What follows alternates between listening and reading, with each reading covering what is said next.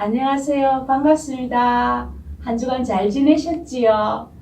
오늘은 1대1 양육 세 번째 주제로 예수님을 믿으십시오입니다. 제목만 들으면 좀 황당하시지요? 내가 예수님을 믿으니까 교회를 다녔고 양육도 받았는데 이제 와서 새삼스럽게 예수님을 믿으라는 게 무슨 말일까요? 예수님을 믿는다는 것이 과연 무엇인지, 예수님을 믿기 위해서는 무엇을 해야 되는지, 또 예수님을 믿으면 어떤 변화가 일어나는지를 배운다는 말입니다. 지난주까지 우리는 예수님이 어떤 분인지, 어떤 일을 하셨는지, 지금 무슨 일을 하시는지에 대해서 살펴보았습니다. 그런데 그 정도 아는 지식으로는 내 삶이 변화되지 않습니다.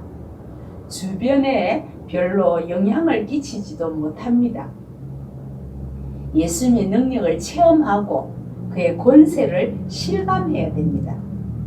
오늘 처음 만나는 사람이라도 이 사람에게서 예수님의 냄새가 난다. 정말로 예수 잘 믿는 사람 같아.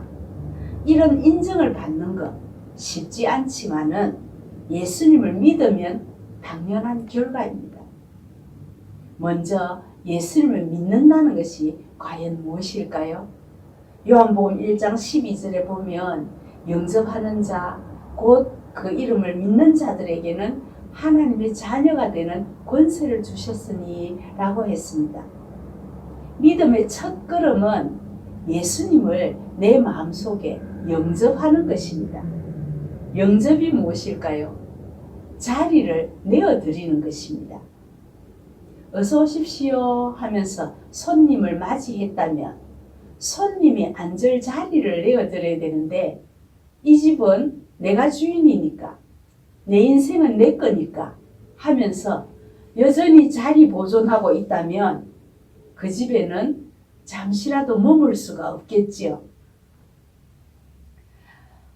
지금까지 내가 주인이 되어서 내 마음대로 결정하고 행동했던 것을 이제는 참 주인 되시는 예수님을 모셨으니까 예수님께 의논하고 예수님의 말씀을 경청하는 것을 영접이라고 합니다. 여러분의 마음속에 지금 예수님이 주인 자리에 계십니까? 혹시 예수님을 한쪽 편에서 구경만 하라고 세워두지는 않았습니까? 요한복음 3장 16절에 보면 하나님이 세상을 이처럼 사랑하사 이렇게 했는데, 과연 하나님이 사랑한 세상이란 무엇을 말할까요? 이 땅에 사는 사람들은 물론이고 자연도 포함되고 사람이 이루고 있는 사회까지 전부를 사랑하셨다는 말이고, 그 전부를 세상이라고 합니다. 그러니까 하나님은 사람의 영혼만 사랑한 것이 아니고 온 인류와 그들이 사는 환경과 그들이 속한 사회까지 사랑하셨습니다. 그래서 독생자 예수 그리스도를 이 땅에 보내주셨고 십자가에서 죽게 하셨고 부활하셔서 우주 만물을 다스리며 교회의 머리가 되게 하셨습니다. 그 예수님을 내 인생의 주인으로 영접하는 것이 믿음의 1단계입니다. 영접하는 것에서 시작되어 점차적으로 전 인격의 변화가 오는 것입니다. 전 인격의 변화란 지적으로, 감정적으로, 의지적으로 조화를 이루는 신앙생활을 말합니다. 너무 감성적으로 치우친다든지 너무 지적으로만 치우치든지 어느 한 부분에만 치우치면 사람의 감정에 따라서 믿음이 흔들리기 때문에 전 인격적으로 믿어야 된다고 말하는 것입니다. 여러분, 기독교는 맹목적인 신앙이 아닙니다. 역사적인 사실 위에 세워진 것입니다. 그러므로 믿음은 지식을 전제로 합니다. 지식은 또 믿음을 전제로 합니다. 그래서 믿음과 지식은 절대로 뗄 수 없는 것이기 때문에 지정의 전인격적인 믿음을 강조하는 것입니다. 두 번째로 기억해야 할 것은 전인격적인 믿음이 우선되어지면 그 다음에는 믿음이 행동으로 보여지게 되어 있습니다. 그것을 구체적으로 말하자면 마음으로 믿는 내적인 행위가 있고 입으로 시인하는 외적인 행위가 있습니다. 내 마음으로 믿는 것은 나만 아는 것이지 다른 사람은 알 수 없지요. 그래서 내적인 구원이라 합니다. 어떤 장소에서든지 당당하게 나는 예수님을 믿습니다 라고 고백할 수 있는 믿음을 외적 행위, 외적 구원이라고 합니다. 상황에 구애받지 않고 때로는 손해를 무릅쓰고 믿음의 자리에 굳게 서 있는 것은 내적 구원과 외적 구원이 병행되어지는 것입니다. 그렇다고 해서 보여지는 것이 전부는 아닙니다. 가끔 우리가 부끄러운 뉴스를 접할 때가 있지요. 그 사람 참 거룩하다고 생각했는데, 그 사람 참 신앙생활 잘한다고 생각했는데 어떻게 저런 일을 할 수 있을까? 실망할 때도 있습니다. 그래서 믿음의 행위보다 더 중요한 것은 믿음의 내용입니다. 과연 무엇을 믿는다는 말입니까? 믿음의 내용이 확실해야 겉과 속이 일치합니다. 여러분에게 누가 예수님이 당신을 위해서 무엇을 했다고 믿습니까? 이렇게 묻는다면 당황하지 마시고 하나님이 우리에게 주신 손가락 5개로 믿음의 내용을 잘 정리해서 정확하게 대답할 수 있기를 바랍니다. 첫째, 예수님은 성령으로 잉태하셨습니다. 둘째, 예수님은 우리 죄 때문에 십자가에서 죽으셨습니다.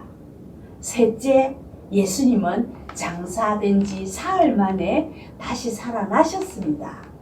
셋째 손가락에 3일 만에 부활하신 내용이 들어있습니다. 기억하시기 바랍니다.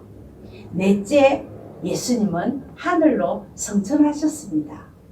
다섯째, 예수님은 심판하러 다시 오십니다.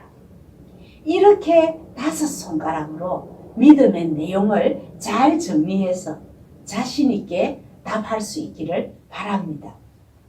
그러면 우리가 예수님을 믿을 때 어떤 결과가 나타나며 어떤 변화가 일어날까요?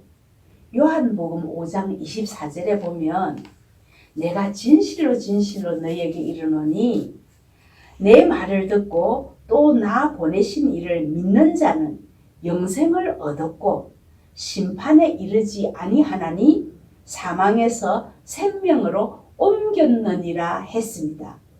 이 말씀을 보면 성경에서는 미래에 이루어질 확실한 내용을 모두 다 과거형으로 썼다는 것입니다. 영생을 이미 얻었고 사망에서 생명으로 이미 옮겨졌다고 합니다. 우리가 누리는 혜택은 맨 먼저 하나님의 자녀라는 권세입니다. 두 번째는 비록 우리 몸이 이 땅에 있어도 이미 영생을 얻었으니 천국은 과거형이 되었다는 것입니다. 이미 천국을 누리고 산다는 말씀입니다. 이것을 우리의 현재 변화된 상태라고 합니다. 또 앞으로 우리는 심판을 받지 않는다고 합니다. 이것을 미래의 약속이라 합니다. 또 이미 사망에서 생명으로 옮겨졌다고 합니다. 이것을 과거의 신분 변화라고 합니다. 마귀의 종에서 하나님의 자녀로 신분이 변화되었다는 말씀입니다. 이렇게 나의 과거와 현재와 미래가 다 변했습니다. 어떻습니까? 여러분의 삶에 이런 귀한 믿음의 열매들이 나타나고 있습니까? 우리의 믿음은 죽어서 천국에 가서 영생과 기업을 얻는 것뿐만 아니라 이 세상에서도 그 가치를 인정받고 천국의 삶을 살아가는 것입니다. 이런 믿음이 있을 때 가정이 변하고 이웃이 변하고 사회가 변합니다. 날마다 사건, 사고 소식을 들으면서 우리는 막연하게 세상이 변하기를 바랍니다. 그러나 변화는 다른 사람이 아니라 나로부터 시작되어야 됩니다. 우리가 만나는 모든 사람, 한 사람도 우연히 만나는 사람은 없습니다. 필연적으로 서로 관계를 맺게 되고 인간의 눈에 완전한 것은 없지만 서로를 섬기며 사는 것이 변화된 삶의 열매입니다. 여러분, 예수님을 믿고 이런 변화를 꼭 체험하시기를 간절히 바랍니다. 지금까지 3주 동안 예수님에 대해서 공부한 내용을 정리하면 예수님은 완전한 사람이시며 또한 완전한 하나님이십니다. 예수님은 우리의 죄 때문에 십자가에서 죽으셨습니다. 예수님은 다시 살아나셔서 지금 이 세상을 다스리십니다. 그 예수님을 마음으로 믿고 입으로 신하면 나 개인이 변하고 이 세상이 변합니다. 이 내용을 더 간략하게 정리하면 우리의 믿음의 대상은 예수 그리스도입니다. 믿음의 내용은 무엇일까요? 십자가와 부활입니다. 믿음의 행위는 마음으로 믿는 내적 구원과 입으로 시인하는 외적 구원이 있습니다. 이제 예수님에 대해서 여러분의 마음을 결정할 때가 되었습니다. 예수 그리스도를 진정으로 믿기를 원하십니까?